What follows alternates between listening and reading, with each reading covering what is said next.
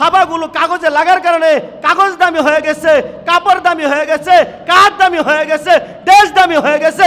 আপনি আমিও যদি কোরআনকে সঙ্গের সাথী বানায় দেই, নিজেকে কোরআনকে নিজের সাথী বানায় নেই, গ্রামে এলাকায় মহল্লায় থানায় জেলায় সংসদে কোরআনের আইন চালু করে দেয়, পুরা পৃথিবী কোরআনের বরকতে বরকত আর বরকত আসতে হবে, ঠিক কিনা বলুন? কিন্তু কোরআন কি জিনিস অনেকে জানি না। দুস্থ বুজুর্গ, আল্লাহ পাক সূরা বাকারে প্রথম বলেন আলিফ লাম মিম যালিকাল কিতাবু লা রাইবা ফি। মনে করেন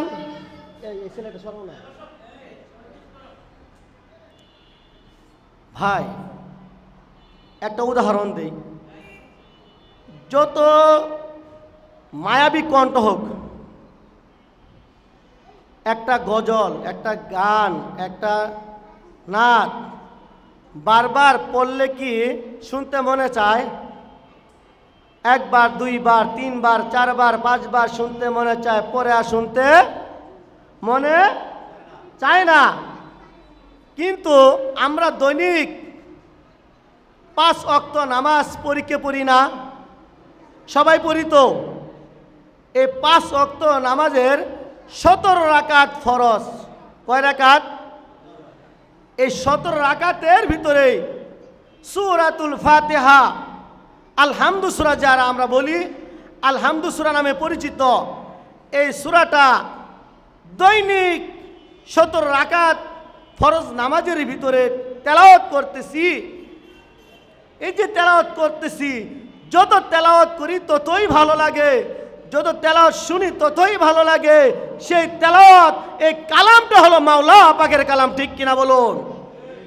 আল্লাহ পাক ডাক দিয়ে বলেন যালিকাল কিতাবু লা রাইবা ফি।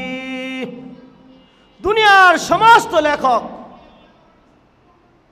কিতাবের শুরুতে লিখে দেয়, ভুল থাকলে ধরিয়ে দিবেন, সংশোধন হব। কি বলে?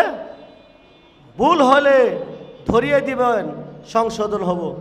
কিন্তু আল্লাহ পাক প্রথমেই ঘোষণা করেন, এলান করে দেন লা রাইবা ফি। এটি এমন একটি গ্রন্থ, এটি কোনো সন্দেহ নাই। আছে?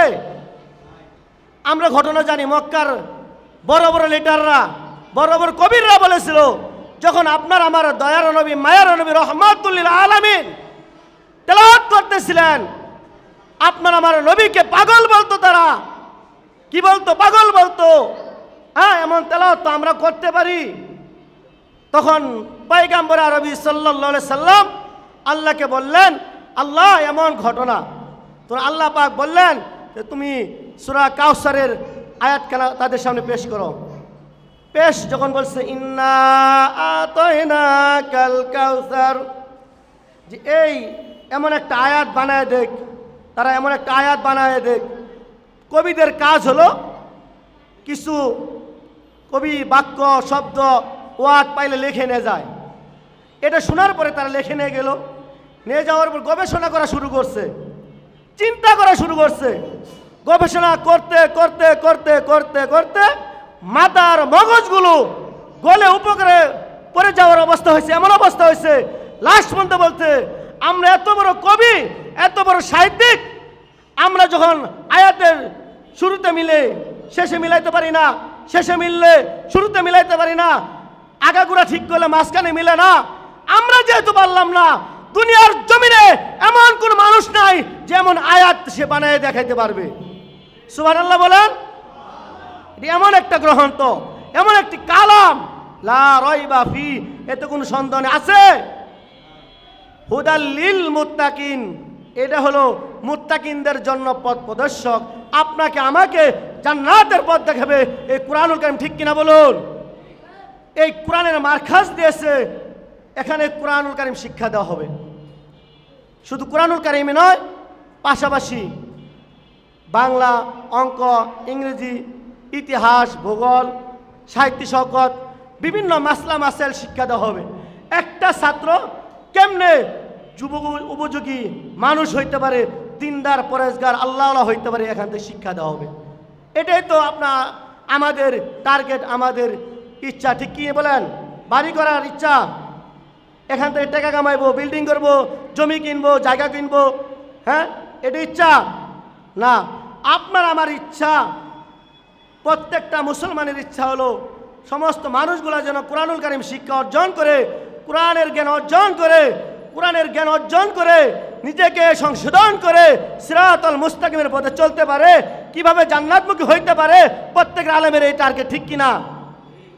দোস্ত আর বুজুর্গ, এটি এমন একটি গ্রন্থ, এমন একটি কালাম, এই কালামকে প্রশ্ন করা হলো, হে কুরআন, দুনিয়ার জমিনে প্রত্যেকটা ব্যক্তির নাম আছে, প্রত্যেকটা মানুষের নাম আছে, হে কুরআন তোমারও কি কোনো নাম আছে? কুরআন বলতেছে, হ্যাঁ হ্যাঁ আমারও একটা নাম আছে, আমার নাম হলো বাল হুয়া কুরআনুম মাজিদ। আল্লাহু আকবার। আমার নাম কুরআন, আমার নাম কালামুল্লাহ। হে কুরআন, বুঝলাম তোমার নাম কালাম, তোমার নাম কুরআন। তুমি দুনিয়াতে আসার আগে তুমি কোথায় ছিলা? কুরআন সুন্দর ভাষায় জবাব দেয়, ফি লাউহিম মাহফুজ। আল্লাহু আকবার। আমি কুরআন লৌহে মাহফুজে ছিলাম। কোথায় ছিলাম? লৌহে মাহফুজে ছিলাম। হে কুরআন, তুমি যে লৌহে মাহফুজে ছিলা, তুমি কি, তোমাকে কে পাঠিয়েছে? একা একা আসছো না তোমাকে কেউ পাঠিয়েছে? কুরআন বলতেছে, তানজিলুম মির রাব্বিল আলামিন। রব্বে কারিম আমাকে দুনিয়ার জমিনে প্রেরণ করেছেন, আল্লাহ পাক আমাকে দুনিয়াতে পাঠিয়েছেন, আমাকে প্রেরণ করেছেন। হ্যাঁ,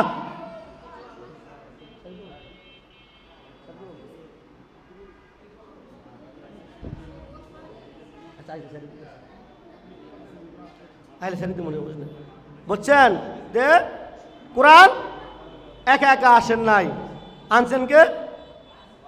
নাযালা বিহির রূহুল আমিন, জিবরাইল আমিন আনছেন।